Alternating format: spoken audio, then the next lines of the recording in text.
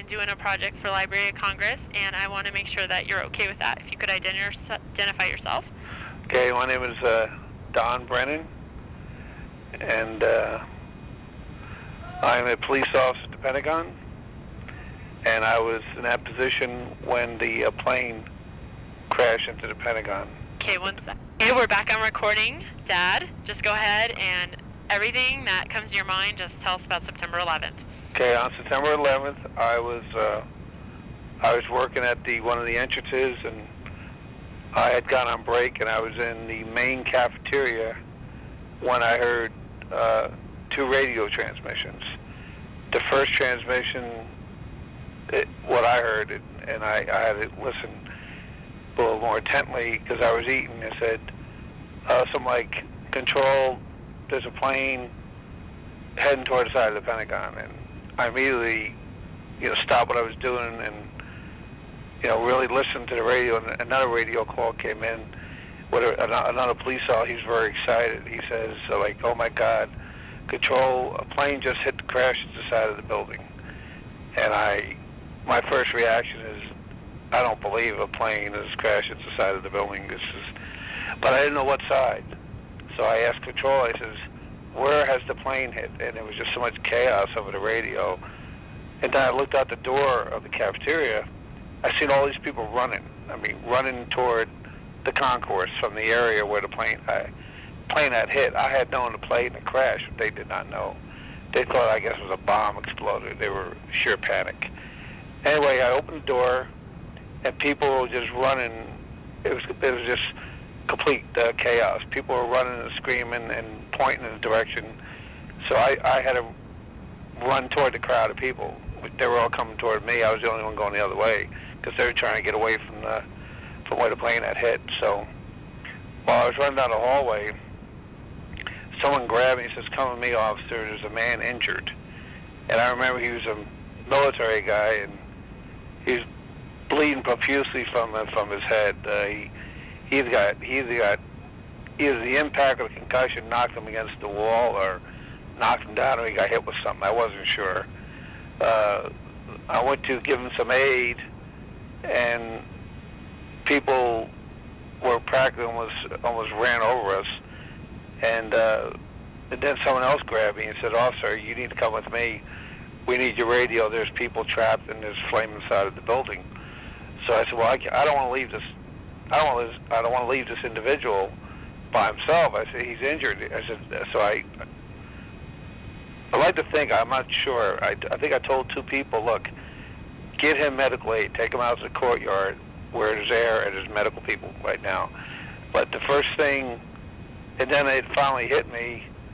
I stood there and looked around, and I see these people coming out of the smoke. I seen people laying on the floor that appeared to be already dead to me.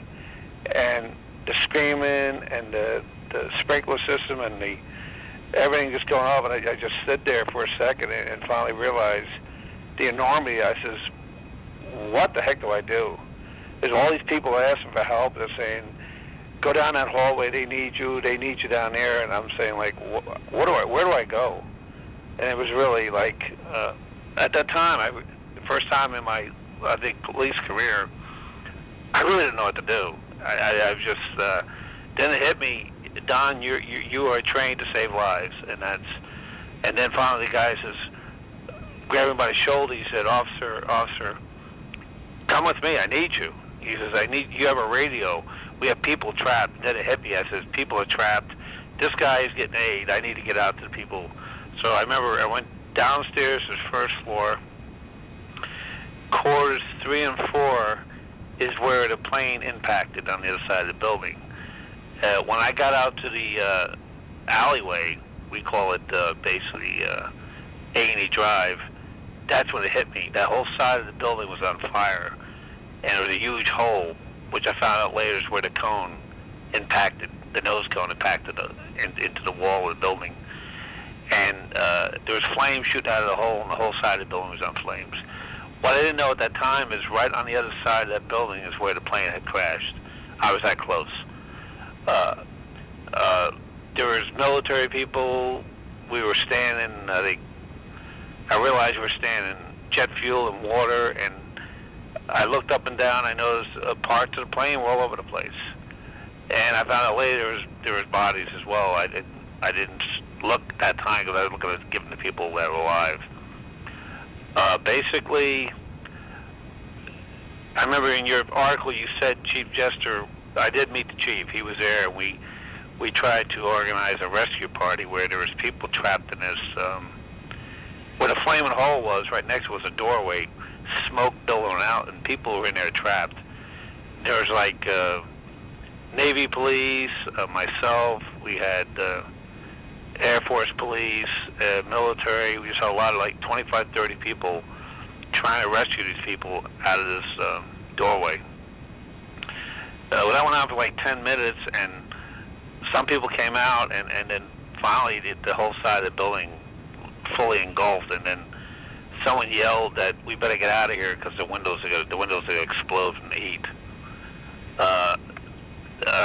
They, in fact, within 5 minutes, they did explode. Fortunately, they exploded inward. Therefore, the glass stayed in and didn't go out. Otherwise, we probably would have shredded with glass. And then smoke, all 5 sides of the building, smoke started coming out the windows. And found out later that's where most of the victims were. They were in that area. They were pretty well burnt. So within a few minutes, the entire alleyway became so dark, I couldn't even see the chief, and I couldn't see anybody. And I heard people yelling, "Let's get out of here!" And people were falling in the water and debris, and it turned to a complete mass chaos. People were running different directions because they couldn't see where they were going. And the rescue effort for the people inside, basically, at that time, had to come to an end. While that was going on, the radio said we got a report. It said all units inside the building, meaning all DPS units, orders from the FBI has confirmed another plane has been hijacked and is heading toward the Pentagon. And that's when I looked at the chief, or said to the chief, I says, John, I can't believe this is happening. How can I know? He goes, I know, Don. He goes, I think we better get out because if another plane's coming toward the building, we don't know where it's going to hit. We need to get out of here. So he took off, but I wasn't going to lead the people. So I got on the radio. I said, look, we need firefighters. And the radio, everybody was talking on the radio. I mean, it was like 15 different officers trying to talk. So it was trying to hard to break in. Finally, I finally got some airtime. And I said, look, I need 6 firefighters with air packs right now. And they said, well, the building's being evacuated. I said, I don't care about the building being evacuated. I want firefighters right now. I have people who are not only burning, people are choking on smoke where I'm at right now. And I says, where I'm at is the side of the building of where the plane hit on the other side, and the building is fully engulfed. And there's flames coming out the window and out to the window and everything. So firefighters showed up about, I think, 15, 20 minutes later. And at that time, I left. I left, and what I did is I went out to the center court. And at that point, they had victims out there already been killed. They had people that were burnt, being treated. They had doctors. They had fire department people. They had nurses. They were working. There's people literally strewn all over the place. They were on the grass. You know, I don't know who was helping, who was injured, or who was, I don't know. It was just complete chaos.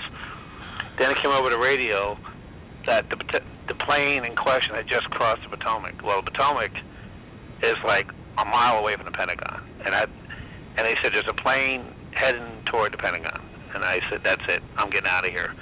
So I really ran out through the tunnel and looked up on top of the hill, and everybody had evacuated. All the fire department, the state police, and all the emergency personnel had evacuated the building. Literally, the building was still burning, and people were trapped, and they left because of the second plane.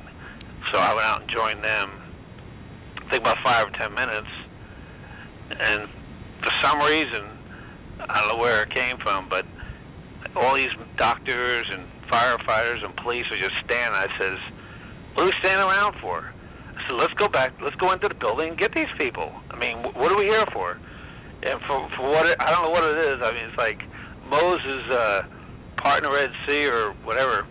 I had almost 300 people follow me. I mean, someone had to say something, you know, and I said, look, the people in there are dying, they're burning.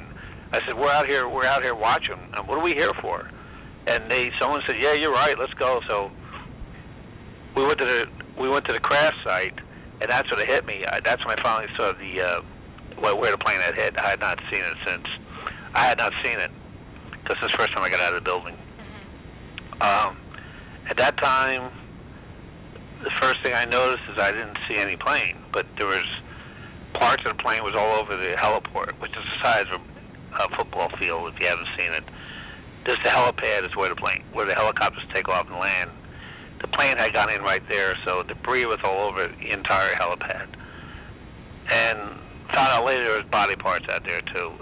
We didn't know that because they were among the debris, and it was just so large of an area. We couldn't even, you know, check the entire area. Time at that time is, I remember it was very hot. I remember a lot of police and firemen, off-duty DPS officers coming in. I remember we all tried to approach the building, but the building was so infernal, and smoke and everything. We had to back off. We couldn't get in. We wanted to go in, and the fire department wouldn't let us go in. And then I think about, I don't know, time-wise, I'm trying to think. About an hour, losing everybody inside was gone. There was no more coming out. I recall that was kind of a downer. Everybody was kind of depressed because we realized that no one was coming out of that building. Whoever was in there now was basically dead, and there was no way we can get them out, and then they would burn until the building was put out. And that was hard, especially on the military, because they wanted to go in and get their own people. And we basically stood there, and it got to the point we had to now do what you call crime. It became a crime scene now, because we had now, we not only had a plane crash that would literally hit the building, we had a terrorist attack, we now had a crime scene, so we had to protect the crime scene, which means whatever was thrown out in the parade field, it was our job as Pentagon police to keep people out, and that became a chore.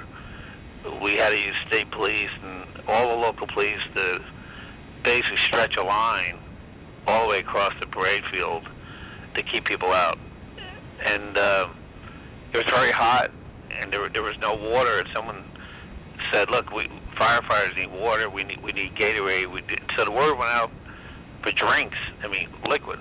And basically, don't ask me, but people came from all over. I remember people just stopping. People just, stopped on our road, got out, threw bags of ice in the middle of the thing. They threw Gatorade, water. Jennifer, I think in about an hour, we had like a 4-foot hill of Gatorade. Anyway, all these people that heard about thought that the rescue people, and that means us and the firefighters would need. So they went ahead and brought the stuff down. I couldn't believe it. We had like a 4-foot mountain of water and Gatorade and ice, which is great because we were dying out there in the heat. Between the heat from the building, the heat from the sun, we were all totally exhausted. And basically, we just when the firefighters. Okay, so this about 12:30, when the fire was out sufficiently, the firefighters decided to go in to see if there was anybody alive. And they went in, they donned their equipment, went in, and they came out, and basically they said that what we've seen in there was basically everyone there is burnt. We haven't found no one alive, but everyone is practically burnt. And they were kind of dejected when they came out. And when they came out, they were burned up in their suits. So we basically just threw water on them. We just threw water on them. We gave them Gatorade. We filled up cups of ice and gave it to them and put them in the shade because these guys were exhausted. Some firefighters actually had to be carried out by their comrades because they had collapsed inside. They said the temperature inside was almost 1,800 degrees. That's the heat, which without equipment, even with equipment, one of the firefighters says 20 minutes and that's it. The heat would asphyxiate you. So they came out. Now we're getting in where we have all the highways closed down. The FBI starts arriving, and they basically are trying to ascertain what's going on, and they tell us we need to set up a perimeter, keep people out, because we have too many people in the perimeter. We don't know who's in the perimeter. Everybody but his brother is walking around the crash site, stepping on stuff and everything, and basically contaminating the crime scene. So then we had to try to form it in a line, and we didn't have enough officers to do that, so we practically gave up. And we basically just walked toward the building to watch them fight in the fire, basically. And it was kind of depressing because there was doctors and nurses out there with gurneys and stretchers and triage, and they knew they wouldn't use it because they knew. Now, back at where I was earlier, I found out later they had got some victims out from where I was at. I think they saved like 10, 15 people, and they also saved some people in the courtyard too. And I also found out, I didn't know there was fatalities in the courtyard. People that had gotten hit with airplane debris when they were standing out there, smoke, whatever. It came right over the building and hit them, and they got doused with jet fuel. And a lot of people came out. Some came out literally on fire, and the fire department, put them out and attended to them. And those people, I believe, died that day or next day. Now we're getting to, let's see. That's when I realized I had to call your mother because I knew she worked. I knew she was trying to get a hold of me, trying to find out, and I knew the phones were probably all back and no one can get through. So it seems like everyone out there had a cell phone, the FBI. So we were all trying to use our cell phones to call, and eventually I finally got through to your mother's answer machine. I had not known she had left for home, and I left a message on the machine to tell her that, but she didn't get that. I said, I'm okay. I'm assisting with the rescue at the crash site, and that it's unbelievable, She didn't get that message because she went home, and then I think, I'm trying to remember, Lana, I think, called Patty or you. I don't know what happened exactly. Mm-hmm. Somehow you were trying to get hold of me too, and you couldn't. Yeah. So I think how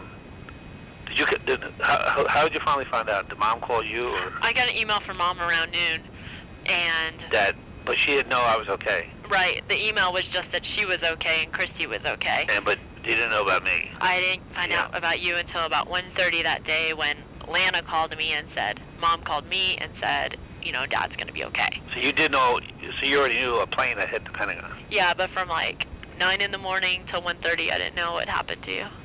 Okay, well, the plane hit at 8:48 and I was on the scene of the impact probably in 2 minutes. That was pretty quick. I literally ran to the area because I knew there would be fatalities and there would be major injuries. Because we had planned for a plane hitting the Pentagon several years ago. It was called a tabletop exercise, where you actually have you ever done this before?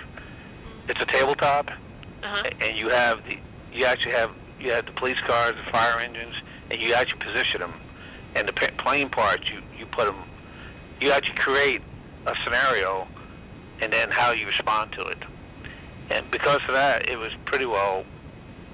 Wherever the DPS, you got to remember, there was DPS police officers outside on patrol in cars. They responded. We had unmarked detectives. We had canine people. There were a lot of people that were out and about in cars that immediately responded to Code 3, which means you get there as soon as possible. Mm-hmm. Some saw the plane literally come in over their cars and headed toward the building, and they knew it was going to crash. They didn't know at that time it was a terrorist hit. All they knew was a plane was off course and heading toward the building, and they knew it was going to be a major situation. I can't. There's a lot of information I heard from other officers, but I can't verify that because I can only say what I've done. You know. But anyway, 3:30, we got the other shift of bases come to work. Now we have almost probably 50, 75 DPS officers, so we're able to keep people away from the scene. Really, the media, the do-gooders, people that want to help the firefighters, people want to whatever. We finally had to put up a perimeter, and we only let law enforcement and emergency people in. And we had state police, all the county, Fairfax County. I mean, at that time there was 8 different fire departments had arrived on the scene. Law enforcement from all over the place came to assist us. So we had enough police to literally seal off the area, which we did. We wouldn't let anybody in. And then basically they had the FBI. It took about an hour and a half to do what we call a sweep. What they do is they get in a line and they walk from one area to the other, and they pick up plane parts, debris. Then they go back again and pick up what's left, and they do 3 sweeps. Oh, wow. And then, believe it or not, 2 days later we were still finding airplane parts because they was on the highway. They were thrown on top of roofs. I mean, people actually came to the Pentagon and said, I found this underneath my car on the highway, whatever. So the parts of the plane went everywhere. You know, from my understanding, the plane came in, and this is not classified. I mean, I think the media pretty well knows this. The plane, when it came in, and this is, I didn't see it, but I've talked to enough officers to say, when it came in, it hit a light pole. The light pole was speared into a taxi cab. Practically killed the taxi cab driver. Destroyed the taxi cab. It hit another light pole and dragged it 50 feet. By that time, half the wing came off. So the plane started inverted toward the ground, which means the left wing started pointing toward the ground. And he lost, by this time, he's not losing altitude, he's losing speed. And so when he went into the building, he went into an inverted. You know, like, you've seen the picture of the plane hitting the Twin Towers? Yeah. That's exactly the way they were trained to go into the building. And that's the way they entered the Pentagon. But he went in with 1.5 wings. What was found out in the parade field was what was left of the plane, wing, and what was left of the fuselage. The fuselage literally exploded and went inside the building. They found parts of the plane everywhere, literally.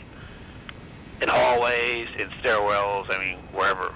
And they found plane parts like a half a mile away. So it was pretty devastating. Wow. At that time, I thought about going back inside. I don't know why I didn't.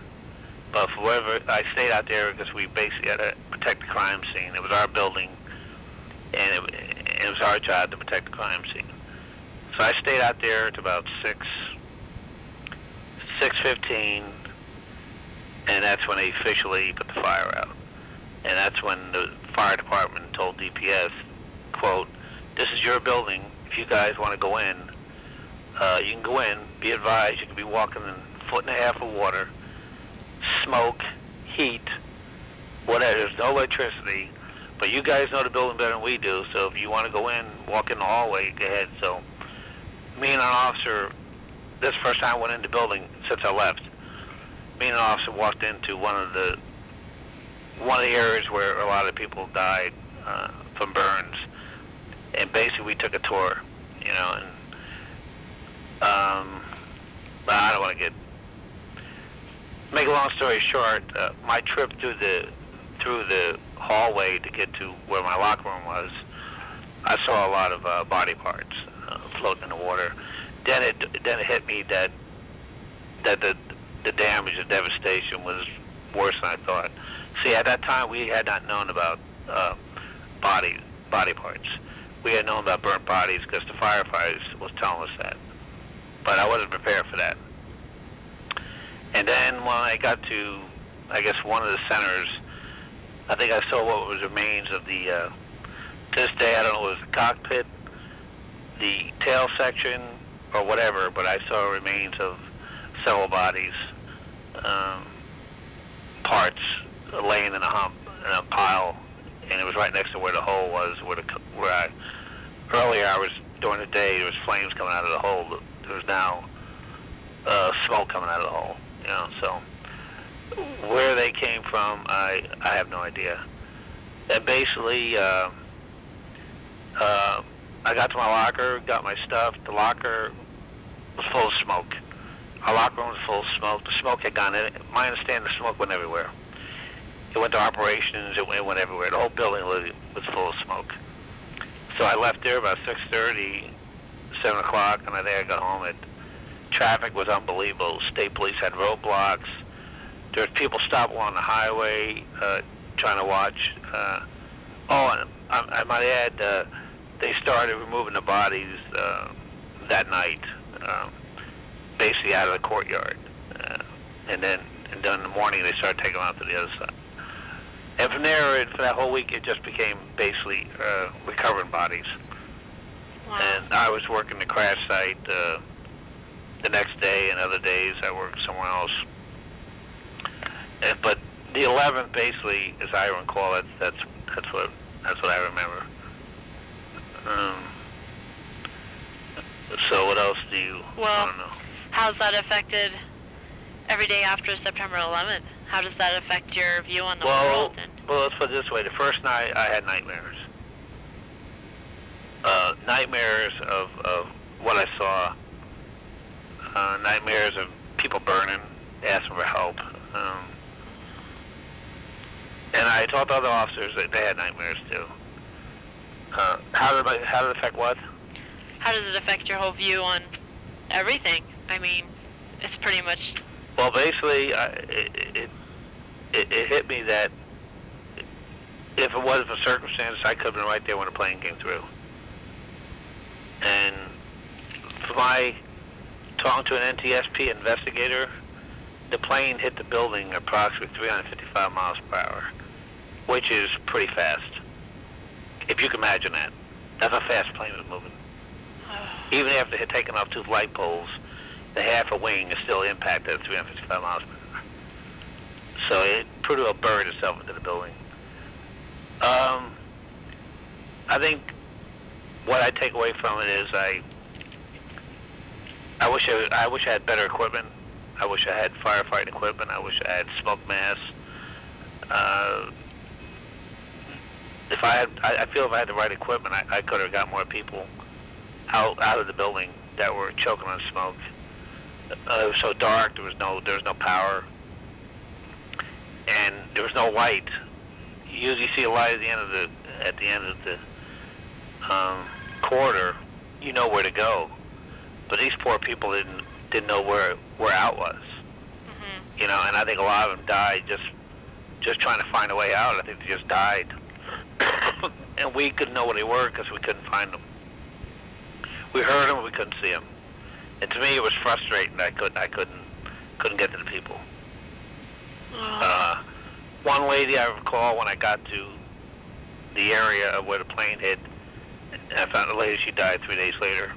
She was burnt. They were carrying her from the area where the plane had actually hit. And she died 3 days later. And I saw her, and she already looked dead to me when they were carrying her out. Her clothes were burnt right off her body.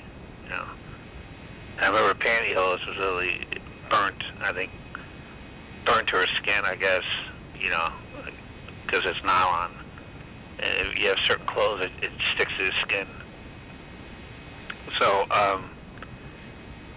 the emotion is the guy that got hit. The first victim I saw, I wish I had personally taken him out and given him aid or did something for him, and not left him with somebody. And that bothered me until it bothered me for a week. And believe it or not, I didn't find out the second week because I worried about that guy. I wondered if was he left there? Did the smoke take him, or what happened to him? And then another officer said to me, I was right next to you. I said, I don't know that. He said, yeah, there's a guy, he looked like he got hit in the head with something. I said, yeah. I said, what happened to him? He goes, 2 employees took him out to the center court to one of the medical people, and he was treated. So he survived. That made me feel good because I wondered, did I leave him to die? And what kind of police officer am I to leave a guy that needs my help? And then I realized there was more people needing my help.